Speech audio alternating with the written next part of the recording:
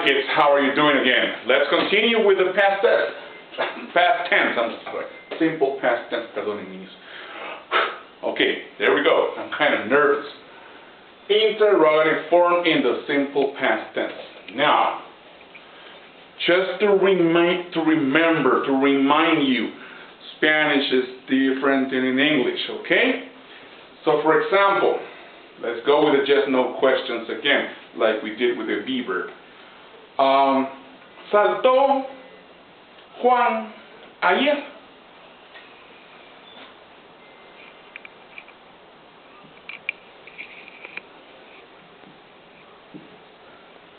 Cabal. This is a correct. Okay, let me see. Have some problem with the light, but let me see. Let's do it again.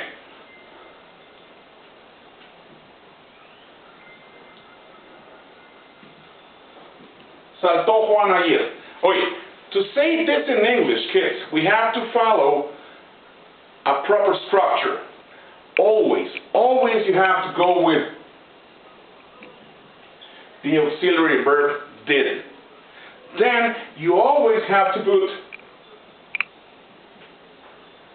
the subject. The subject is the person or animal who makes the action. Always, okay? Then we have to add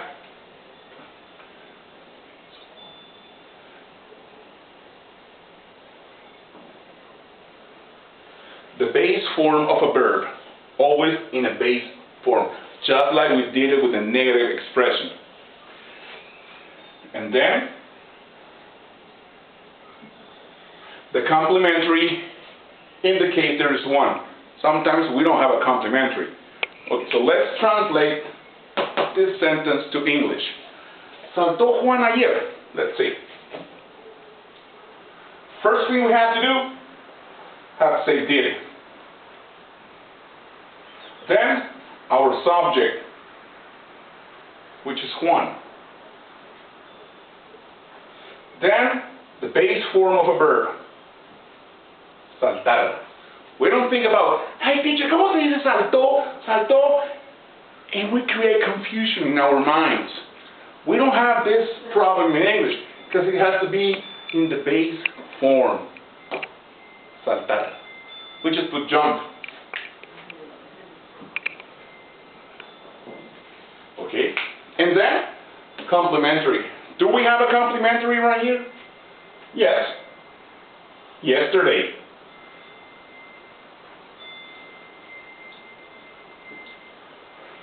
Did Juan jump yesterday? And we have a proper question, well elaborated, with no mistake. Now, sorry, I'm having a little trouble with my breathing. Did Juan jump yesterday? We only have two options for the answer. Yes or no. Yes. What? The pronoun for Juan. He. And the word we use to ask, we use to answer. Yes, he did. In the negative case, we say no, he did not. And just like we did it with the be verb, we can make a contraction right here and say no, he didn't. So let's review it again. ¿Saltó Juan ayer? Did Juan jump yesterday?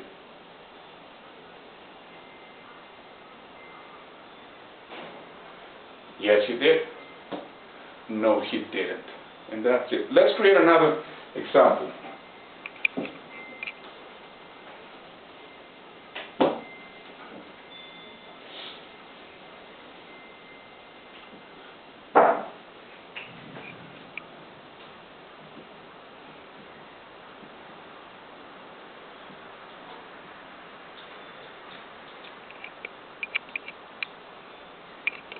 I'm sorry, I'm having trouble with the space. ¿Comiste pan la semana pasada? Okay, it's a just no question. So I have to follow this structure over here. I have to begin with did. Already have it. Then the subject. Who's the subject? Comiste pan. Who ate pan? Who ate bread? Ah. In Spanish it's okay like this. But in English, we have to place it. We have to put it. We have to place the subject, which is you. I mean, there's no excuse. You have to put it, okay? If you miss this thing, the whole thing will have no sense. Did you? Base form for comiste? Eat. And do we have a complementary? We have subject, we have base form, yes. Now, do we have a complementary? Pan la semana pasada. Bread last week. There we go. Our question is well elaborated right now. Did you eat bread last week? And the answer will be, I mean, if I'm asking you, you have to answer me. Yes. But we're not going to use you because I'm asking you.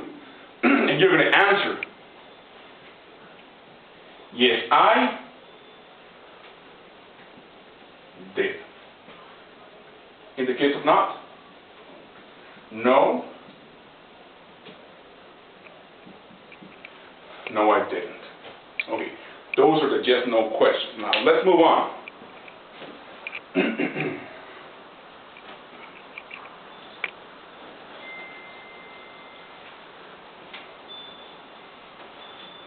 Those are just no questions. Now, as I said, let's go with the information questions.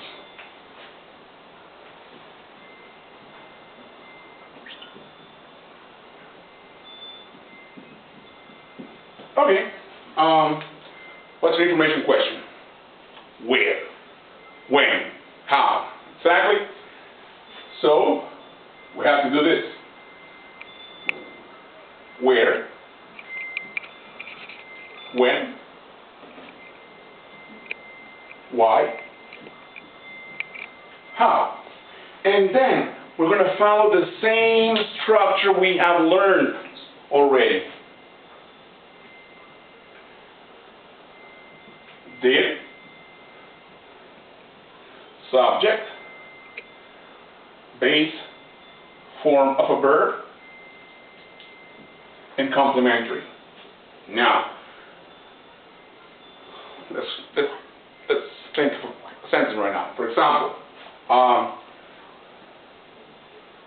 ¿Dónde durmió el hijo de Beto anoche? That's what I'm thinking in Spanish.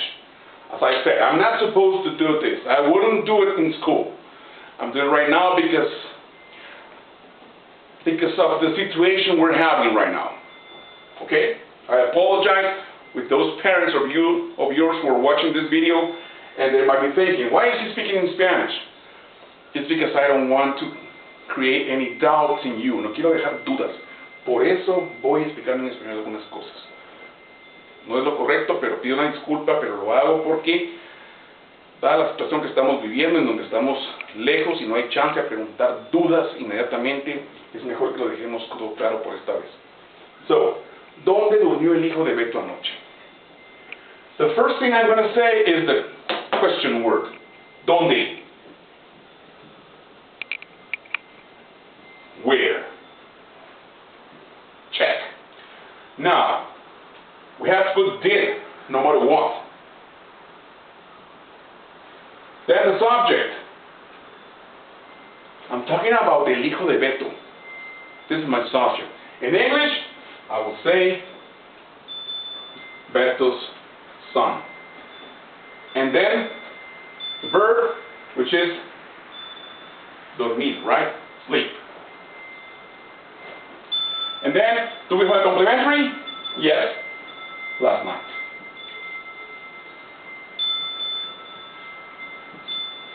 Where did Beto's son sleep last night? And there we have it. Now, I'm missing a very important thing. this means I'm running out of time already. I'm trying to create the videos no longer than 10 minutes, but I have one more thing to say before I leave you guys. What happens with who? When I'm going to ask who, ¿quién? I cannot follow this structure. Why not, teacher? Because I need a subject. Right? And I don't have a subject because I'm asking who. ¿Quién jugó ayer? ¿Quién compró comida? ¿Quién se perdió? ¿Quién estuvo? I don't have a subject, so in this case, I have to go different. I will say who plus the verb in past tense. Then the complementary. It's easier this way. ¿Quién durmió en la calle? Who? And then, durmió, I have to think in the past tense for dormir. Slept. In this case, I am going to use the verb in the past tense. Who slept on the street?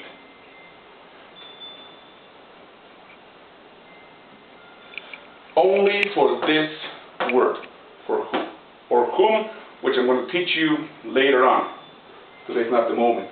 So guys, with this I finish with a simple past tense same thing. Just to remind you, if you have any questions, please feel free. Shoot your questions to this telephone number, and I'll be more than pleased to help you guys. Take care, please wash your hands, stay at home, keep studying. We're not on vacation, we're in a break from school, but we have to continue with our learning.